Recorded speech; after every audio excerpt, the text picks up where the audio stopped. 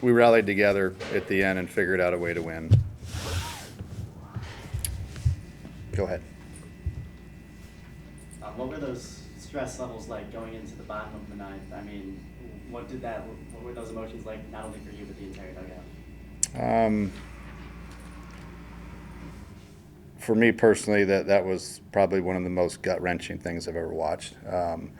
That was, I don't really have a whole lot positive to say on other than the fact that I'm really impressed with the fact that our offense was able to come in after that inning and put up 2 runs. A lesser team folds right there, and that's the positive I can take out of that inning. The top half of it, there isn't a positive thing I can say at the end of the day, and that is just not good. How much was a sigh of relief when PJ hit that home run in the ninth? The game's still tied. There's no sigh of relief at that point.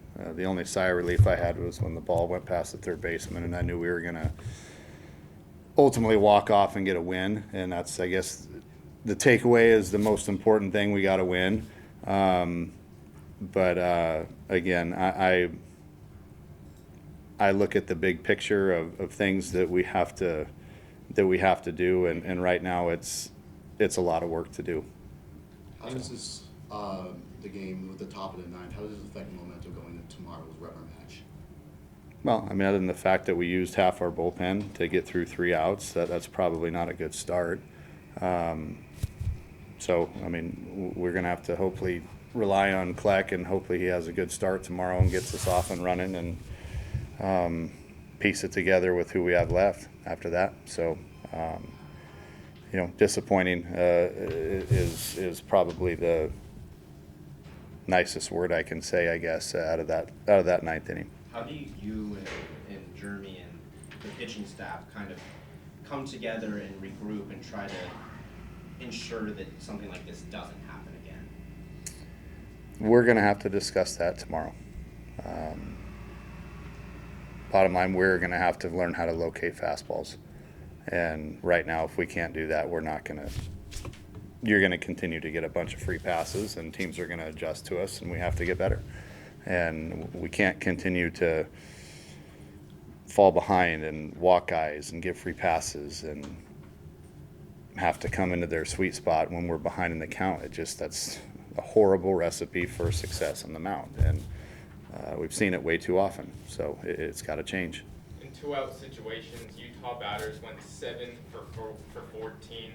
Was there anything you saw from the pitchers that allowed them to not be able to execute and get that final out in the inning? Strikes, working ahead, locating. I mean, where I can keep going. There's the whole idea of pitching is just something that we have to get better at right now, and it's just not acceptable on any levels. We have to do a better job. We have to pound the strike zone, work ahead, just the basics of pitching again. We have to get back to it, and right now it's. I don't mean to bash on those guys. They're great kids, and they work, and they have really good stuff. And some days they're absolutely unhittable. But we're seeing a trend here of a lot of free passes and a lot of guys that aren't able to get it done in big situations, and we have to get better at that. Have you ever experienced as a coach to have an offense that can explode the way it did, and then a pitching staff that just is so, I don't want to say inconsistent, but just has the ability to surrender an 8 spot at the top of the ninth there? I'm being very difficult and tough on my pitching staff right now because I demand a lot out of them.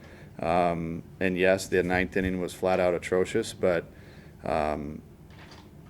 that stretch from the 4th to the 8th was pretty dang good, right? So right now it just seems to be that big inning is where we have a hard time stopping the bleeding.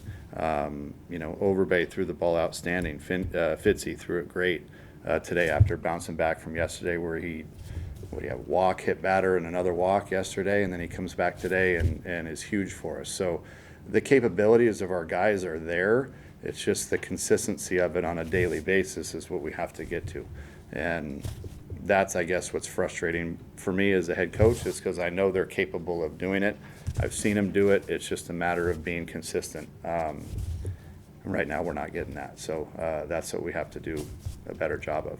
From an offensive standpoint, all the runs except that last one came off of home runs or were scored on a home run. What are your thoughts just on what the offense did tonight? A lot of base runners, which was good. It was a better approach tonight than it was yesterday, and they saved us tonight. So they did a good job coming up with big hits and hitting the long ball tonight, which was good. And guys in scoring position, Cohen with the big grand slam, Landon with the 3-run there, and then another home run later. They're getting guys on base, and they were much better tonight with guys in scoring position. 6 of 13 looks like with guys in scoring position tonight. So that was an improvement. But we're gonna have to keep the hammer down and keep doing a better job there as well. Another area that kind of saved you tonight was defense. 3 errors for Utah, none for you guys. How important is it in games? I mean, this game ended up being pretty close. So how important is it in these close games to be able to stay consistent and mistake-free on defense? Well, I mean, we can't give them free outs. We can't give them extra outs. The free 90s, I guess, are what's killing us, not only from a walk standpoint or hit batter standpoint, but wild pitch standpoint. Those things are just they wear you down a little bit, and they take the momentum out of the sails. And but you have to, when that's going on, you have to lock in from a defensive standpoint, and sometimes that can be tough. What we do, we threw 232 pitches tonight. I mean, we kidding me? I mean, that's tough for a defense to stay locked in behind that many pitches on a pitch-by-pitch basis. So for those guys to do their job and to stay locked in defensively is a tribute to them. But I'm not trying to make this offense versus defense. We're a one team, but we pick each other up on certain nights, and tonight the offense picked us up tonight, which again, we have some things to address on the defensive side of the ball. Taylor Penn struggled tonight, 4 walks. Is there anything in particular with him, or is it just the same stuff with the rest of the staff that allowed him to struggle? Well, I mean, so you take a guy like Taylor Penn, who I don't know if he's walked 4 guys all year. I don't know the stats on that, but he doesn't walk many guys. He's usually a guy that pounds the strike zone continuously. And today he was up a lot, missing high up in the zone and not making a whole lot of adjustments. And there were just uncharacteristic extra pitches that he threw tonight. And usually he's a guy that you can count on. He's going to come in and dial in the zone and be very consistent. But even he was off today and walked 4 guys in 2 2/3. That's just not like him. So bottom line, it's we gotta adjust. We're gonna have to figure out ways to adjust and get better. In the first 7 innings, the team only scored in 1 inning, but that's where those 7 runs were generated. Are you okay with seeing that 1 inning of bulk offense, or would you like to see it more evenly distributed throughout the game? I don't care. As long as we put up more runs than the other team, that's all that matters. So whether it comes in 1 inning or throughout the whole game, doesn't matter. I'm sure you'd like to score every inning, but if you're going to put up 7 and 5 in a couple of them, that usually wins you games. You moved PJ to the bottom of the order last night, and then tonight he came up big. How do you think not only him but the whole bottom of the order did when you're trying to shake things up? Sam Myers had a great day. He laid down a couple of outstanding bunts and got off, got innings going. Between 7, 8, 9, Cohen, Sam, and PJ. I mean, there was a huge influence down there at the bottom of that order. So, and again, I can't say it enough times. Those guys getting on base for the top of the order and Harry and those guys at the top is extremely crucial and valuable. So, they're not your typical 7, 8, 9 hitters, but I like having those guys down there to set the table for the top.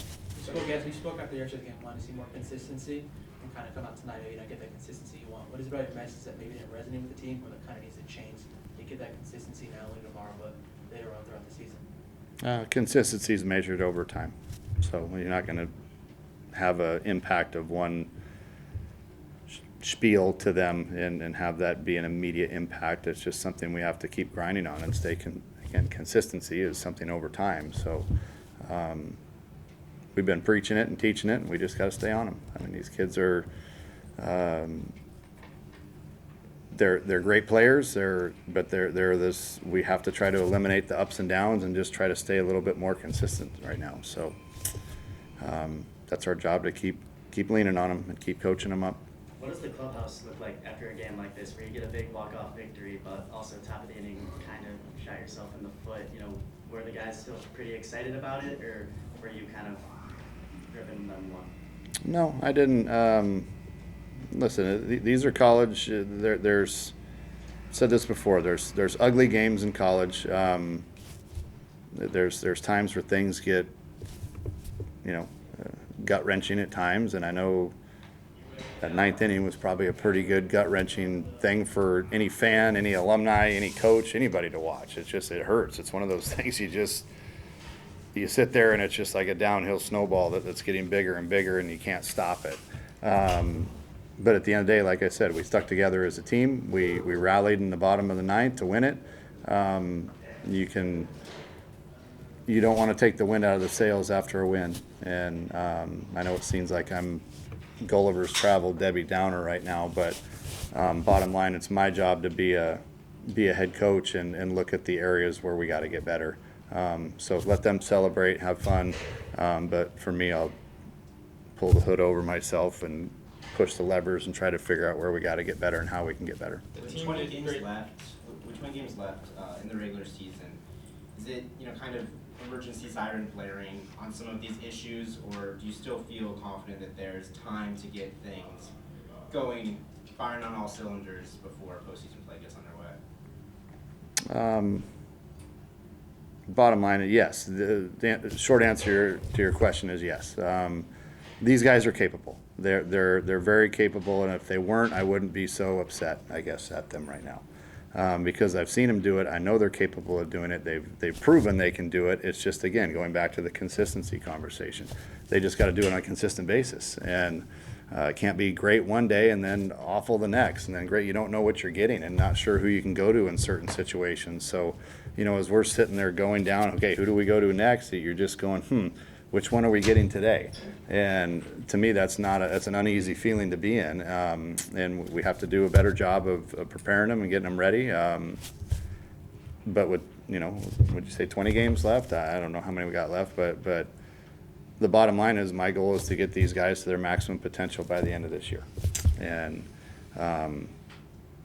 there are times when they've reached it and there's times when they're not. But again, going back to the whole, can you do it on a consistent basis? That's what I'm after. The team is great generating contact, but also worked 7 walks and only tallied 4 strikeouts. What does that say about its aggressiveness, but also discipline to work counts and not be over the top and just think hit it or bust? Well, I think you're looking at the bottom of the 9th inning. That was a huge at bats that were walks there, that we were able to get guys on base and get that thing going. After PJ's home run, Dean Toigo's at bat really stands out there with we were going to put a sac bunt on there. We got strike 1, and then we were able to we took it off and let him swing it, and he had a couple of really good swings there, but spit on a couple of really good pitches below the zone to work a walk. So the fact is that when they don't chase down there, they're pretty good hitters. You praise guys like Matt Cole, Cole Nicolai, Sam Myers, who have been kind of in and out of the lineup all year. You praise them for kind of waiting their turn, for when they get their moments. All 3 of them step up big tonight. Matt Cole put the walk up. What does that kind of say about your team's mentality and all the different guys who can maybe rotate in and out of your lineup? Well, it says a couple things. One is they got to stay ready because we are going to rotate that position until somebody takes over that job and gets hot. And 2, it keeps everybody involved. There are a lot of guys involved. I know there's still some players sitting there that want to be playing more, and that's okay. But we're going to keep mixing guys in and until you make it to where I can't take you out of the lineup. And again, Sam Myers had a good series down in Tucson last weekend and didn't play in the midweeks, but he gets his opportunity today. And again, had a blooper base hit there to center, but two huge bunt, laid down two beautiful drag bunts to get innings going. So he was a huge contributor tonight, and in a lot of ways. So that's big. We need to have multiple guys that are able to do that and stay fresh and mix in there and give us different looks. Last night you said that you want things to boil over after the injections. You want to see more intensity. How did you see the intensity tonight? I think it was better. We didn't give in, that's for sure. We didn't quit, and that was a step in the right direction. Coach, you used the term happy, not satisfied a lot this season. Would you just use it to describe this one? Would I use it to describe this one? The happy part is maybe a little far-fetched, but we won. I guess, who said earlier, relieved. I'm more relieved at this one that we won. Happy is a tough one to put on top of this one. We got, that was a tough one. I'm glad we won. I'm relieved we won. But man, we got we have to push forward. Tuesday night at GCU, Cohen hit that grand slam. Landon followed it up with a homer. Tonight in the 4th inning, Cohen hits a grand slam. Landon follows it up with a homer. Were you getting any type of deja vu when that happened? No, I wasn't, to be honest. I mean, yeah, I'm not trying to, make you feel bad. No, I didn't. That had no. I was just pumped that Cohen tied it up there, and then Landon came up, and I mean, Landon's homers are all kind of blending together right now. It seems like he's hitting 1 or 2 every night. So, yeah, I don't really want to talk about that. I just want to let him keep doing what he's doing. Speaking on Landon, he leads the country in home runs. I mean, what can you say about that performance he's had? It feels like he's inevitable to break the single season home run record. If we start talking about it and putting pressure on him, then no. But I don't want to do that to him. I just want him to stay focused on what he's doing.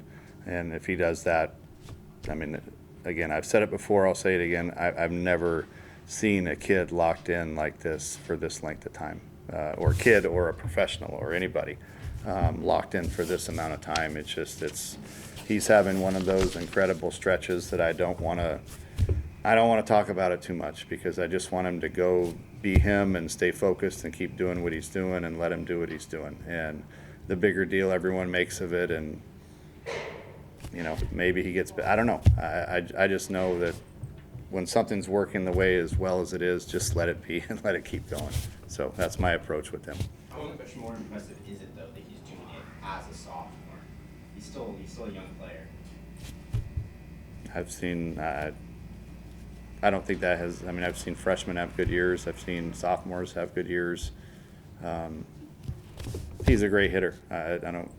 He was a great hitter last year. He's probably better hitter this year. As he continues to get older, he's going to. Scary part is he's probably going to continue to get better. So he's in a zone right now that's pretty incredible and fun to watch. Going back to Cohen, in the top of the 4th, you threw out a runner attempting to steal second, and then the bottom half of the inning, he hit that grand slam. Were you impressed to see that dual threat aspect in 1 inning alone? Cohen's a talented player. Again, every player in that lineup has things they got to work on to get better, and Cohen's no different. But he has all the tools to be an extremely good player, and he's got a really good arm behind the plate. And then he's got a lot of pop in his bat. Those are 2 good cornerstones to start working with when you're looking at that catching position. And he's got some edges to clean up, of course, but again, those are things that everybody has edges that they have to clean up, and he's no different. But when he contributes the way he did tonight, it's a huge bonus for us. Last night and on Wednesday in the last UNLV, you guys struggled with runners in scoring position. Tonight the offense went 6 for 13.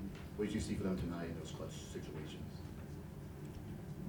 I said before that they had big innings. They put things together. They strung hits together and had a couple of really big swings. With Cohen and Landon and some other guys too mixed in there that had really good at bats, really good swings, and much better approach today.